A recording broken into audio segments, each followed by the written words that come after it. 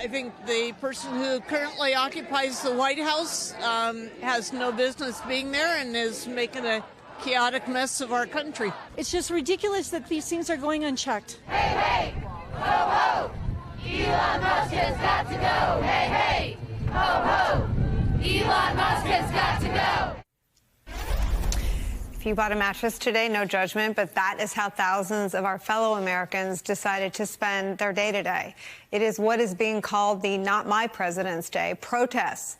They are protesting in Portland, Oregon, in Vancouver, Washington, in Orlando, in Arizona, in Utah, in West Virginia, holding signs that say, "No kings, where law ends, tyranny begins." In Houston, chanting, "No one voted for Elon Musk." Organizers say the protests are in response to, quote, the anti-democratic and illegal actions of the Trump administration, including what can only be described at this point as a purge across multiple government institutions, like the VA, which provides health care to America's veterans, and USAID, which provides humanitarian aid all around the globe, and the Department of Education, and the Consumer Financial Protection Bureau, and the National Animal Health Laboratory Network, which, in plain English, they're the people who protect us from the next bird flu, or the one that's here now.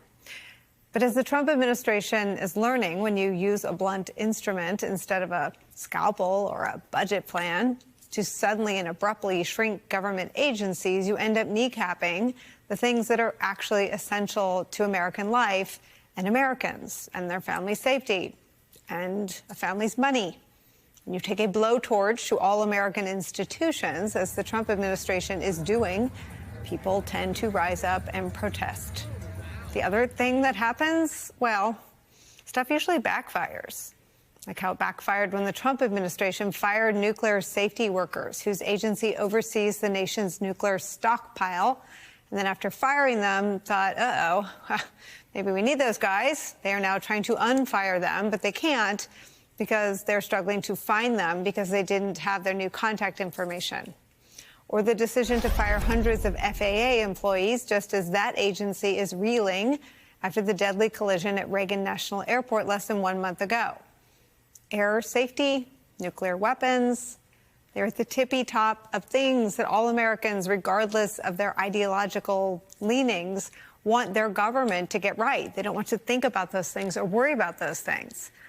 Another thing at the top of the list for most humans, keeping our most personal financial information safe, which is why what's happening at the IRS with our personal information, potentially banking information, is sounding so many alarms for so many people. Not only has the Trump administration identified 15,000 employees for possible termination, but now the Washington Post is reporting Elon Musk's Doge team is seeking access to, quote, a heavily guarded IRS system that includes detailed financial information about every taxpayer, business and nonprofit in the country, sparking alarm within the tax agency. Quote, under pressure from the White House, the IRS is considering a memorandum of understanding that would give officials from Doge, broad access to tax agency systems, property, and data sets.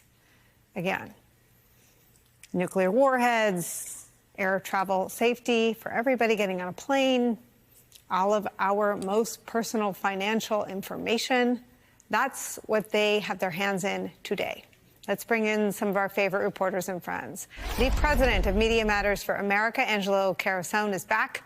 Also joining us, Washington Post national investigative correspondent Carol Leonnig is back, and the publisher of The Bulwark, host of the Focus Group podcast, political strategist Sarah Longwell is back. Carol, the Post has some extraordinary reporting and really is the home paper for many of the federal workers who are impacted. This is well beyond sort of where the rhetoric meets the audacity of Trumpism in terms of slashing and shrinking the federal workforce. This is dismantling things that have never been touched because there's no appetite among the public for dismantling them. So right, Nicole. I really do have to give a shout out to the team at the Washington Post that has been drinking from this fire hose. That's just an unbelievable funnel every day of tips and information and leads. And indicating a host of agencies all weekend long under assault. Interesting President's Weekend for a bunch of people to be notified that they are likely going to be fired, or they are, or to have their laptops turned off and their email access severed. But it is an endless barrage for those federal employees.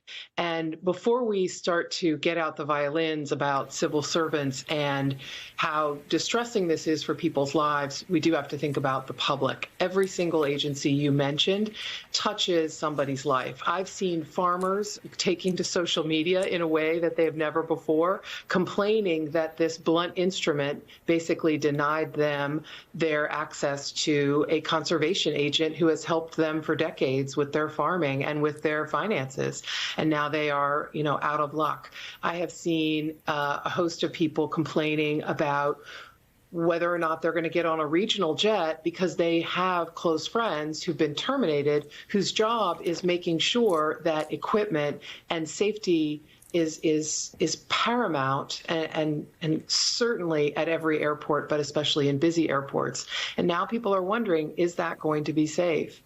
There's a more subtle thing, Nicole, that you and I have talked a lot about. The more subtle is the rule of law.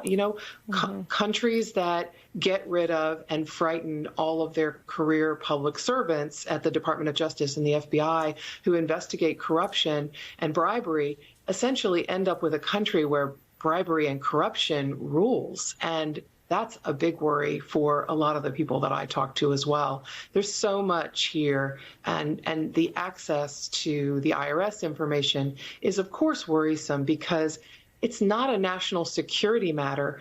The DOJ folks have said they have all the appropriate security clearances. This is information that you only get to access if you have an operational and really workforce reason to have access to it.